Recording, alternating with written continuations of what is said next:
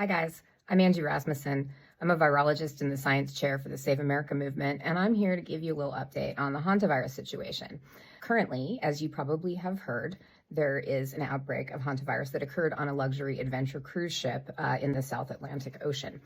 The 17 Americans who were on board have been returned to the U.S., to Nebraska. At the University of Nebraska Medical Center, there is a purpose-built facility for isolating patients infected with a highly pathogenic virus. However, hantavirus transmission from person to person is extremely context-dependent, so it usually only happens in environments where there are opportunities for a lot of close contact.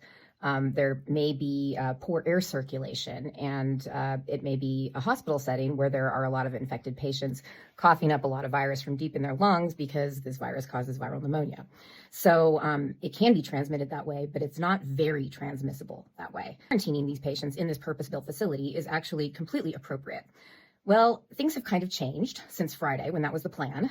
Initially, it was going to be then to not quarantine everybody and fly everybody to Nebraska, and then I guess they have to find their own way home from there. They're not going to be quarantined, but then one patient tested, quote, mildly PCR positive for hantavirus, and there's not really such a thing as mildly positive. Either you're positive or you're not. So the patient who tested positive, mildly or not, does need to be isolated in a facility like the one at the University of Nebraska Medical Center. However, the other people, the other 16 passengers, should also be quarantined, given that they have been on the flight and a cruise with a person who has now tested positive. It's not clear to me that they're going to do that. And I think the real take-home message here for me is that this is what happens when you gut the federal government and we no longer have an emergency response plan for a scenario exactly like this.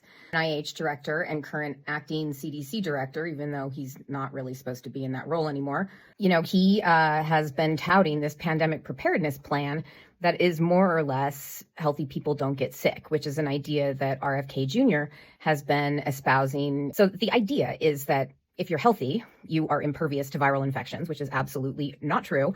People really do need to understand that this MAHA idea of if you're healthy, we won't have pandemics is complete and total bullshit. And it's an excuse for completely gutting our entire capacity for emergency preparedness and response. So don't worry about hantavirus. Worry about the fact that our federal government has no plan, will not have one in the future, and we are going to be completely screwed if something worse than hantavirus comes along. So have a great week, guys.